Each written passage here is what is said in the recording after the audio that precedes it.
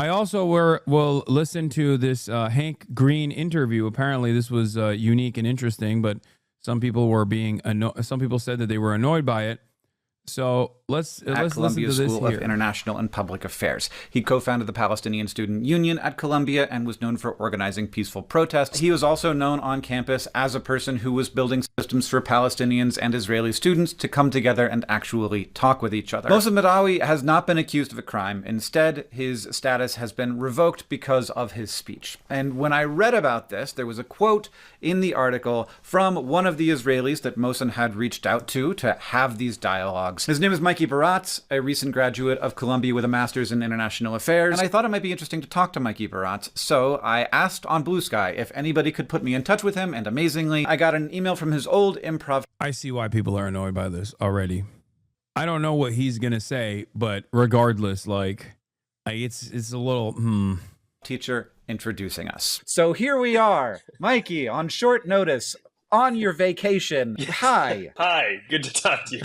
Where do we find you? I am I'm in Vietnam at the moment. I decided to treat myself for 4 months of travel in Asia. Some could say an escape after graduating in December. And, but things follow you. Things follow you. So how are you? How are you doing? It's strange times, from what I've heard through the grapevine, through his lawyer, is that he's in good spirits. He's doing all right. This isn't, one could say this isn't ideal. But when he and I spoke a few weeks ago, he, was taking precautions. He knew this was a possibility. I think he was emotionally preparing himself. Yeah, I did see he had done that interview with CBS where, he knew this was a possibility. The one thing I will say about Mohsen is that he's...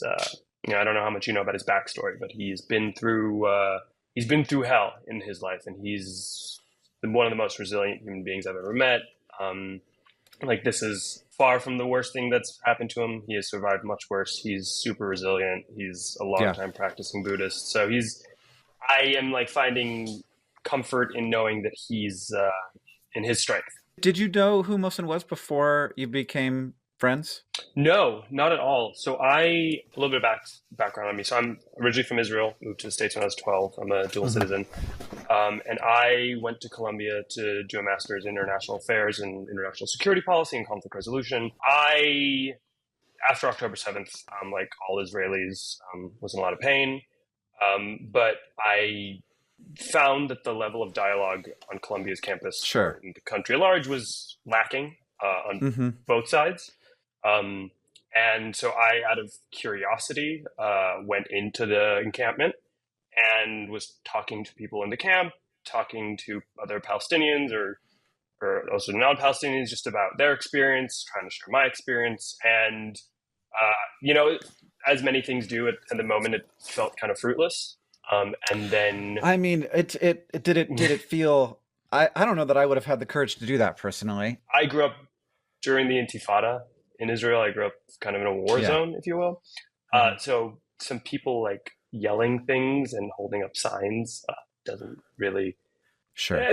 That's not danger to me. I think we've kind of corrupted the use of the word in many elements. Kind of corrupted the use of the words like uncomfortable to mean unsafe, and I think the two things are different. So no, at no point I didn't feel scared. I mean, it was weird. I don't know about you, avoid situations where I even feel uncomfortable. But I guess you are in international affairs in conflict resolution, so maybe I think I might have a bit of an addiction to being uncomfortable. Okay, that's good. We need people like you. I'm glad. I'm glad it has some use. But long story short, basically months later, people who I talked to during those months contacted me hey. So you had gone in and had these conversations. I'd gone and had these conversations. I felt like I had learned. I felt like I had, stretched my dialogue muscles, but you hadn't saved the world. You hadn't. Definitely not. Yeah. No, not yet. We're working on it. But we are working on it because in September, two of those people text me and they're like, "Hey, there's someone who was a leader in the movement who is looking to talk to Israelis I can't speak for this guy, but I have heard from people that are in the Palestinian youth movement in Colombia that many of the Zionist and Israeli or just like pro-Israel campus protesters. I'm not saying this guy is one of them, by the way. He's just Israeli. He seems like a liberal Zionist in general. But many of the people that Mosen had met with and other student organizers that met with literally were shocked when not only, even if those meetings themselves were somewhat fruitful and it came across as though like there was some mutual understanding or mutual respect, people like Shai Davide, who Mosen also met with, turned around and lied about those meetings to further the agenda of like getting these students kicked off of campus. I'm not saying that this guy did that, for the record. I'm simply telling you what attempts the Palestinian youth movement made to talk directly to a lot of people who are pro-Israel on campus in an effort to be like, hey, we're not being anti-Semitic. We have no, we're not anti-Semitic at all. We have Jewish organizers here as well. Like, you're being ridiculous, whatever. Let's talk. And they were met with, actually, Mosen changed his mind. Oh, okay. So he seemingly had a more fruitful conversation, but Shai Davide, for example, did not, clearly. Specifically, he wants to find someone who is like studied international affairs and security and who are interested in dialogue. And we thought of you, like, would you be interested in meeting him? So to me, obviously, the answer was an It is just presented in a kind of tone-deaf way without self-awareness, given the dichotomy of their situations. Nice vacation. He's one for 4 months. And he's the one who grew up in a war zone. It would feel better if he acknowledged a stark contract as it was brought up. Yeah, exactly. But that is, I think, the limitation of human conviction in general. That literally is like, in his mind, he's like, yeah, isn't it all really strange and really up how we're living through these troublesome times, is like the extent of his experience with this. And who knows? I mean, a year from now, he might have a dramatically more radical perspective on this matter. You don't know. So that's why I always try to maintain charitability, regardless of what people's output is, and immediately don't try to like shove down their throat.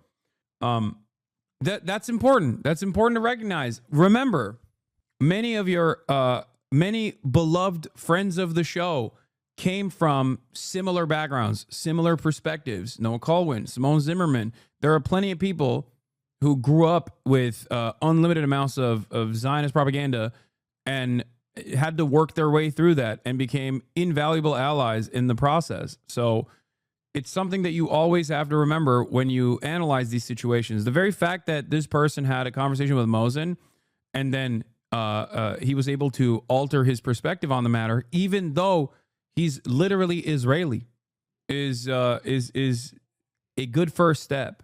Now, I can't help but, of course, still point to how tone deaf this comes across, because Mosen's in a prison somewhere.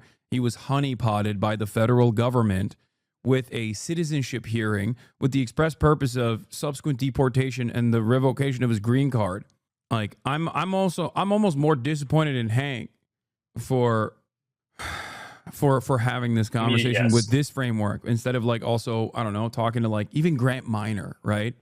Who is a Jewish American student who was the student leader of the Columbia Student Union, who was fired from the university for also being a protest leader at Columbia University. Like, that's like, you don't even have to go to an Arab if you are afraid of them. You don't have to go to an Arab, scary brown Muslim student. You can go to a scary Jewish student who is a firmly committed anti-Zionist as well. Because, I mean, look, even in war, there usually isn't a both sides are equally responsible type situation, like Russia versus Ukraine. It's not a genocide. It's a war. It's an illegal invasion and occupation. And yet there is no both sides. You don't go, I don't know. Maybe Ukraine is a part of Russia. Let's hear them out. Like, you don't say that, right? So it is doubly inappropriate to have both sides have done a lot of stuff and said a lot of stuff when it comes to the issue of genocide. And it's funny because I had a lot of these conversations, but okay, exactly. You guys saying I mean Trump thinks that is proving my point. If Trump is your moral compass on any issue, you've already lost the conversation. You've lost the plot. You know what I mean?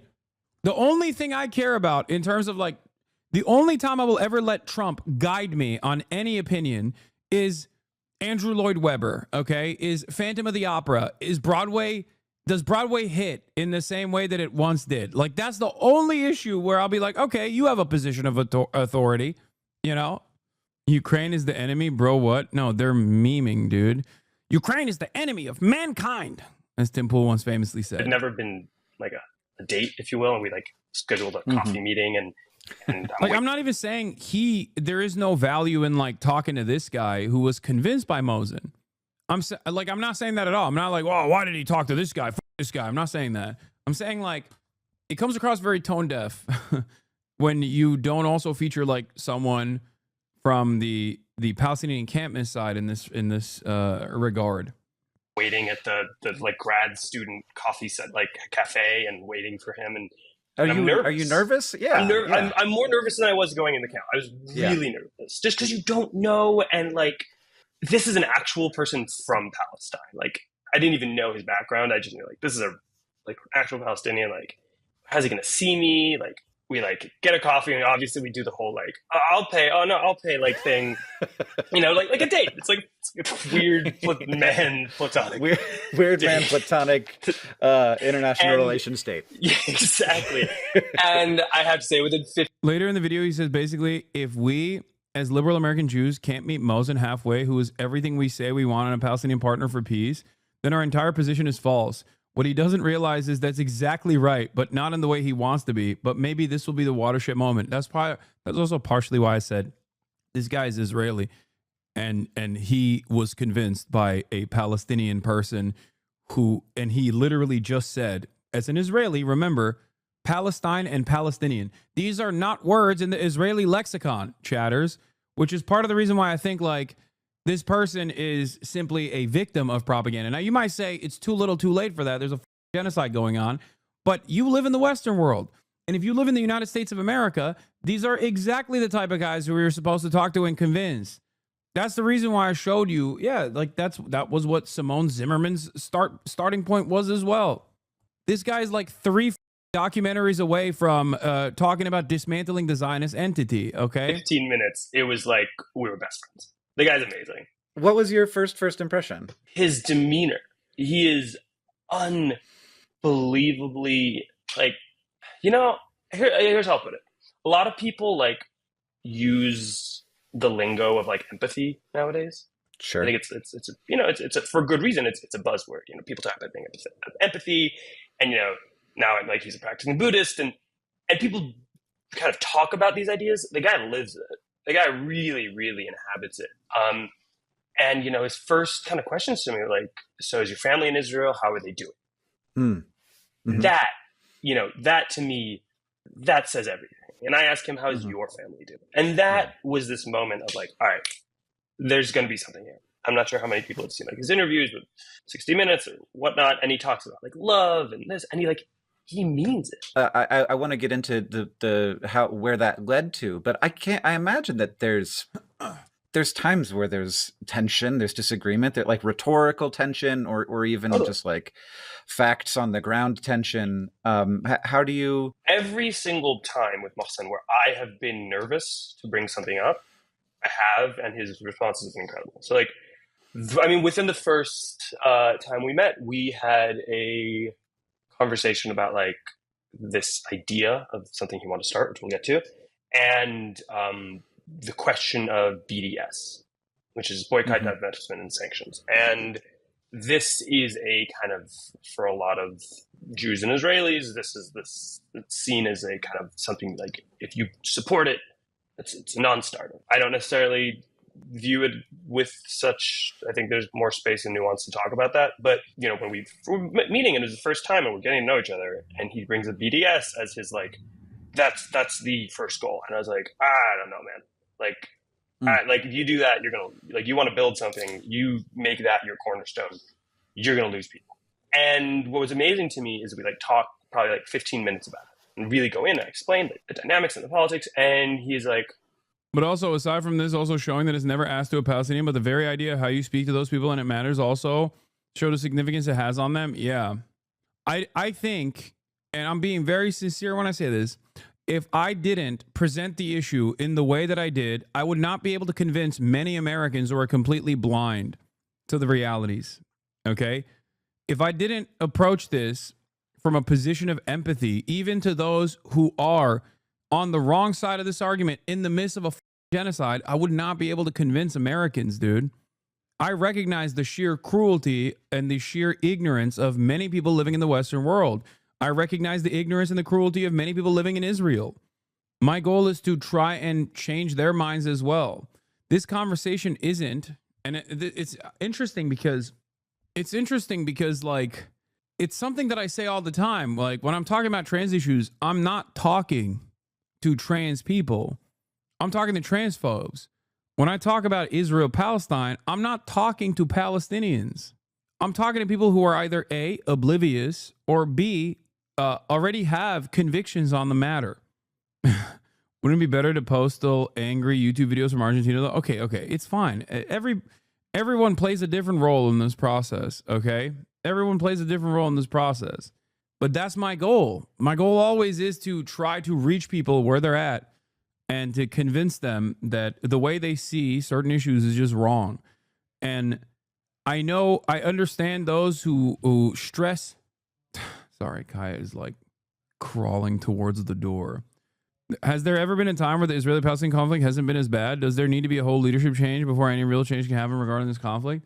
I mean, it's gotten worse over the years. Okay. Now, that doesn't necessarily mean he like immediately changed his mind and doesn't agree, and he agrees with me. But he really wanted to hear it. He's really interested. So you meet in this this coffee shop situation. Who somebody pays for the coffees? I paid for the first one. I insisted. And what's from there? So you didn't know about this guy. You didn't know that he was part of the organizing of the. And also, by the way, I'm gonna be honest.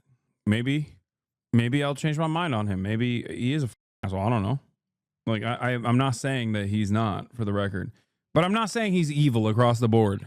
That's my point. Like some stuff before. I had kind of heard like he had been a leader in the movement. I didn't know the full story. Sure.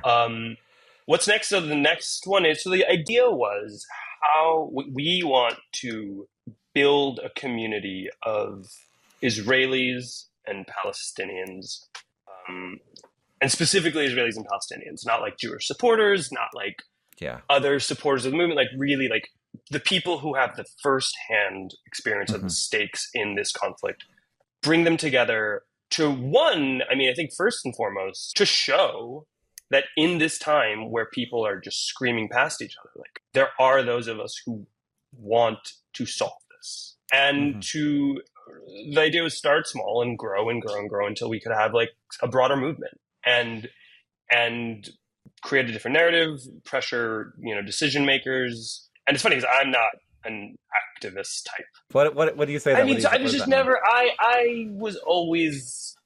I was very like idealistic when I was young. I studied environmental studies in undergrad, and I had kind of given up on the dream of making big change, and I really I always, and I'm not one to like be a part of a movement. The irony is like here I am now, like this week with everything that's happened, like I feel like I'm taking on an activist role, and it's this weird like, oh Mohsen, you bastard, you got me in activism now, and it just took you getting arrested.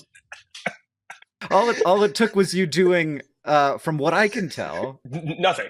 Usually to get arrested, you do have to break the law, but in this case, apparently that is not the case. So I think that that there was the period where Mohsen was organizing protests, but then there was sort of like, it seemed like he stepped back from that some. And this is the irony of it all, is like Mohsen stepped back, in many ways, I think because he believed that the movement needed to do, put a little more emphasis on like policing certain voices or moderating certain things. There's the famous. Mosin is about to get deported, man, biblically unable to read the room. Yeah, that's the other thing. It's like there's an element of intensity here. Like there's a element of immediacy that is lost in this conversation. Like that is not presenting itself in this conversation at all. I want chat to remember that though we may hate this framing, this will appeal to a lot of Hank's audience. Nah, I'm gonna keep it a $1.50, dude. I think you're wrong. I think libs, even like regular ass libs, have kind of moved beyond this.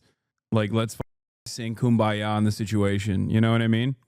Like, it seems like a lot of the people that are, like, this isn't even an accusation, is not proof. They didn't even bother to accuse him of anything illegal. We've corrupted the use of the word uncomfortable to mean unsafe. I feel like this is spot on for the time we're living in. I knew Mosin briefly in college. I never met more eloquent or passionate advocate for justice. I'm utterly infuriated. So thank you for talking about this.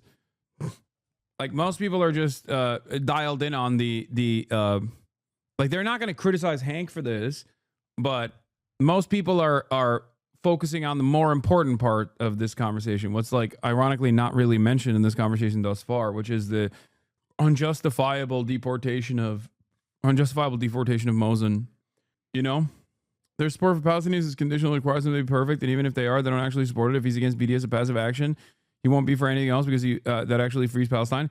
No, BDS is a really interesting one because, like, even Ofer Kasif, who is like as aggressively an anti-Zionist as you can get, you know, with his background, but even he was like a little worried when I brought up BDS. There are plenty of people who are people that you know as firmly committed pro-Palestinian voices and academics that have also had this kind of attitude towards BDS as well. Norm Finkelstein was against BDS, chatters, back in the day. So, I mean, I never used that against them. I never thought that was like, a bridge too far for me. I'll never support Norm Finkelstein. Like, I don't give a shit.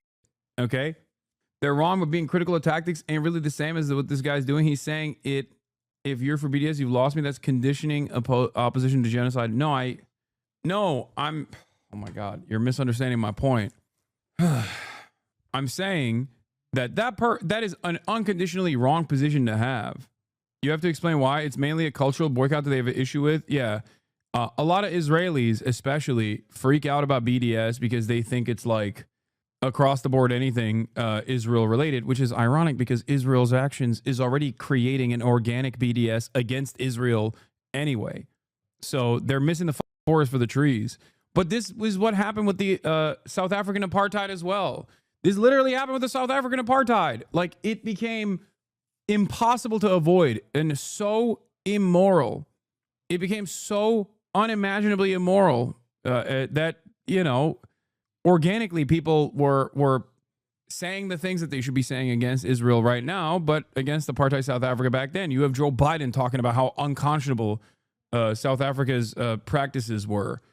Let's tell this clip of him kind of like,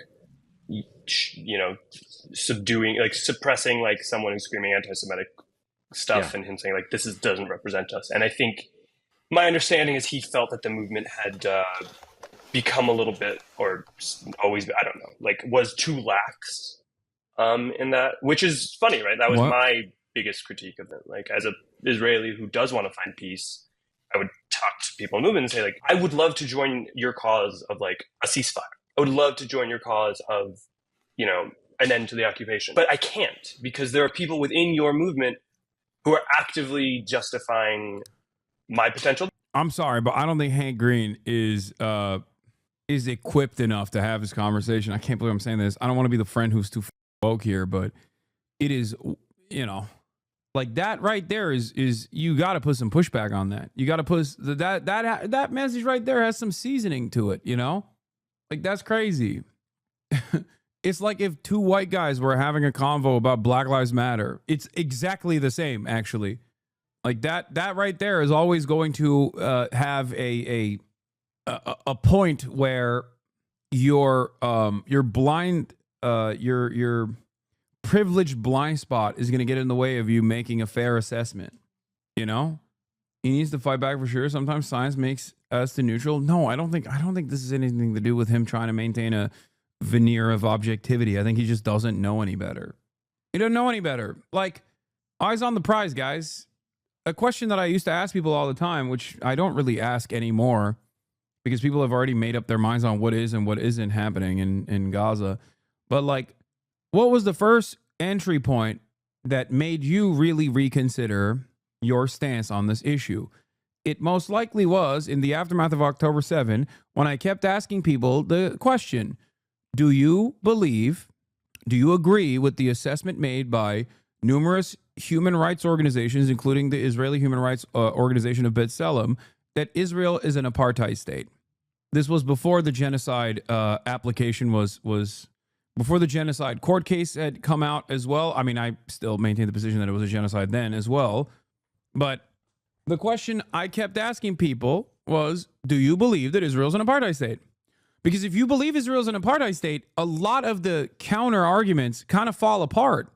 If you recognize Israel as an apartheid state, which it is, and you recognize that Israel is doing a genocide, which it is, then so much of the other side is making me feel uncomfortable, or the protest against this is making me feel bad, they ring hollow. They're utterly irrelevant. What do you mean you feel bad about the situation? Like, look at the larger subject matter. It's crazy. And that is part of the reason why I think the pro-Israeli voices in general never want to address that point of contention. And they find ways of avoiding that issue by just being like, well, all these institutions are anti-Semitic.